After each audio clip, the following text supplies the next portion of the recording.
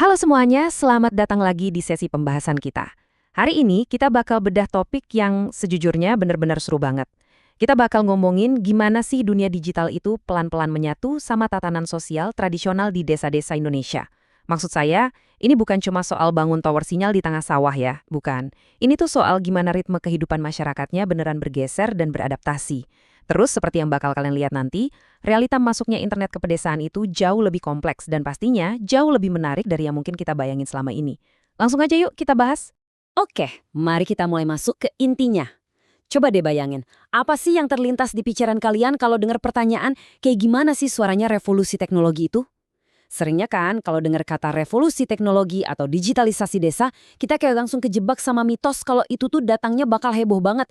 Kayak ada suara dentuman keras, peresmian proyek yang gede-gedean, potong pita bareng pejabat, atau minimal ada papan nama program yang megah gitu. Tapi, apa iya di dunia nyata suaranya kayak gitu? Nah, ternyata di berbagai pelosok desa kita, perubahan sebesar ini tuh justru sering banget datang tanpa suara bising sama sekali. Coba bayangin sebentar, sebuah jalan setapak di desa yang tenang banget. Nah, percaya atau enggak, justru kayak ginilah wajah asli kedatangan internet di desa.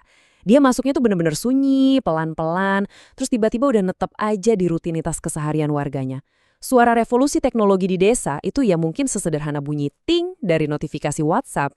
Bayangin, seorang ibu yang dulu harus nunggu berbulan-bulan cuma buat dengar kabar anaknya di kota, sekarang bisa langsung dapat pesan saat itu juga. Kebiasaan itu berubah drastis loh. Dari yang dulunya nungguin orang ngetuk pintu rumah, sekarang jadi nungguin layar HP-nya nyala. Anak-anak mudanya mulai bikin grup chat buat bagi-bagi video. Dan kalau ada pengumuman desa, ya udah nggak perlu lagi ada yang keliling kampung teriak-teriak pakai toa. Jadi internet itu nyusuk masuk bukan sebagai satu acara peresmian besar, tapi pelan-pelan berubah jadi denyut nadi kehidupan mereka sehari-hari. Nah, buat benar-benar nangkep makna dari perubahan yang sunyi ini, kita butuh kacamata baru nih. Ada sebuah gagasan namanya teori sosiologi digital dari Lupton di tahun 2015, dan ini ngerangkum situasinya dengan pas banget. Intinya gini, kita tuh udah nggak bisa lagi ngelihat teknologi digital cuma sebagai alat tambahan yang terpisah dari kehidupan sosial kita. Dan di konteks pedesaan, wah ini krusial banget. Masuknya internet itu nggak lantas ngebunuh atau ngegantiin tradisi yang udah ada. Nggak sama sekali. Warga desa ya tetap aja datang ke hajatan, pengajian, rapat RT, atau kerja bakti secara langsung. Ruang komunal fisik itu benar-benar masih hidup. Jadi internet itu hadir cuma buat nempel. Kayak nambahin satu lapisan digital baru di atas hubungan sosial mereka yang emang udah kental banget dari dulu. Jadi, poin krusialnya adalah kita harus stop menyederhanakan masalah ini. Kita nggak bisa mikir kalau, oh desa digital udah sukses nih, cuma karena udah ada tower sinyal yang berdiri. Sama sekali nggak gitu konsepnya. Punya akses itu beda banget sama punya kapabilitas. Waktu sinyal internet akhirnya masuk ke ruang keluarga di pedesaan, sinyal ini langsung nabrak yang namanya kesenjangan digital kedua. Maksudnya gimana? Di satu rumah yang sama nih, kalian bakal nemuin anak muda yang udah jago banget selancar di dunia maya, tapi kakeknya mau buka HP aja takut, harus dibantuin cucunya dulu. Jadi akses fisiknya sih mungkin udah merata ya, tapi kemampuan dan cara mereka menguasai teknologi itu ya masih timpang banget. Dan kalau kita tarik lebih luas ke skala nasional, wah angka-angkanya ini bener-bener ngasih kita tamparan realita. Coba deh lihat hasil Susenas bulan Maret 2024 tentang pemakaian internet di kalangan pelajar kita. Emang sih lebih dari 80% pelajar kita udah bisa akses internet. Kedengarannya hebat banget kan? Mantap. Tapi coba kita lihat buat apa mereka pakai internetnya. Ternyata hampir 91% cuma pakai buat hiburan aja. Dan sekitar 68% buat main medsos. Terus yang pakai buat belajar online berapa? Cuma sekitar 27,5%. Angka ini penting banget buat kita bahas buat mecahin pandangan romantis kita soal internet desa. Realitanya, ritme digital yang jalan sekarang itu masih didominasi banget sama konsumsi yang pasif, bukan partisipasi kritis yang benar-benar produktif. Nah, sekarang kita bakal masuk ke cerita tentang dua desa, biar kita bisa lihat langsung gimana sih teori dan data tadi beneran kejadian di lapangan. Pertama, mari kita jalan-jalan ke Desa Melung di Kabupaten Banyumas. Desa ini tuh punya satu ciri khas, jiwa komunalnya kental banget dan ini jadi fondasi utama mereka. Di Desa Melung, internet itu nggak tiba-tiba turun dari langit sebagai proyek megah dari perusahaan besar gitu. Nggak, internet hadir di sana secara organik banget, murni hasil swadaya, inisiatif bareng-bareng dari warganya dan tentu aja kepala desanya. Kok bisa sekompak itu? Jawabannya simpel, modal sosial. Mereka tuh punya rasa percaya yang luar biasa tinggi ke pemimpin desa mereka. Kalau nggak ada fondasi rasa percaya yang sekuat itu, mau kabel fiber optik atau sinyal sekuat apapun yang nggak bakal bisa benar-benar berakar di sana. Dan tahu nggak apa yang benar-benar keren dari Desa Melung ini? Warganya itu nolak mentah-mentah buat cuma jadi konsumen yang pasif. Mereka benar-benar memposisikan diri sebagai pemain utama alias subjek yang aktif. Begitu dapat koneksi, wush, mereka langsung pakai internet sebagai alat tempur yang produktif. Warganya pakai medsos buat pamerin potensi wisata desa mereka, pamerin sawah-sawah yang cantik, sampai kesenian lokal yang akhirnya sukses narik turis dari luar kota. Wah, keren banget kan? Belum lagi, grup-grup chat BUMDes atau Karang Taruna di HP mereka itu jalan barengan tanpa sedikit pun ngegantiin tradisi kumpul-kumpul fisik atau rapat RT tatap muka.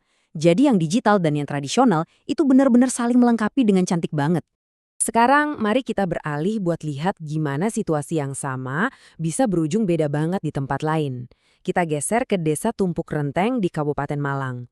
Nah, secara teknis, koneksi internet di desa ini tuh udah ada. HP pintar udah pada dipegang warga, sinyal juga udah kencang. Tapi sayangnya, konektivitas teknis yang bagus ini nggak dibarengin sama otonomi sosial. Disinilah letak masalah utamanya.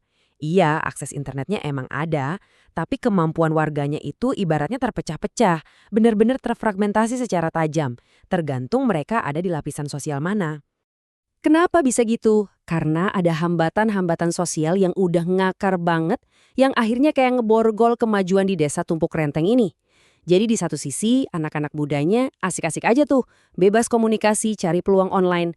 Tapi di sisi lain, kelompok yang lebih tua benar-benar krisis PD. Buat mereka yang namanya layar sentuh itu kayak bom waktu. Salah pencet dikit, takut rusak atau duitnya hilang. Akhirnya mereka bergantung 100% sama anak muda cuma buat buka aplikasi doang.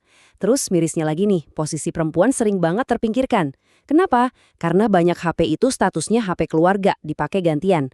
Terus terang aja, ibu-ibu ini kan harus mikir keras ya. Mending beli kuota atau beli beras buat makan.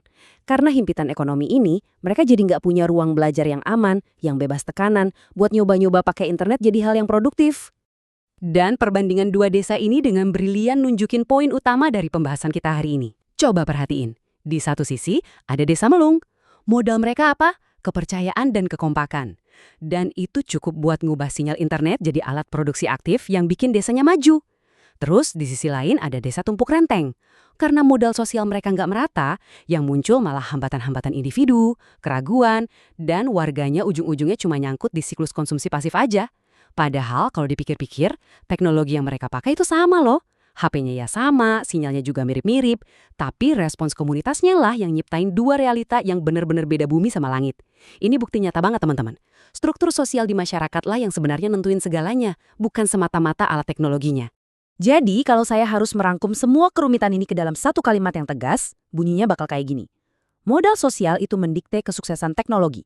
Titik. Kasih sinyal internet paling kencang sedunia pun, kalau nggak peduli sama kesiapan literasi warganya, atau kalau nggak ada pemimpin desa yang bisa dipercaya, itu ibaratnya kita lempar benih ke tanah yang gersang.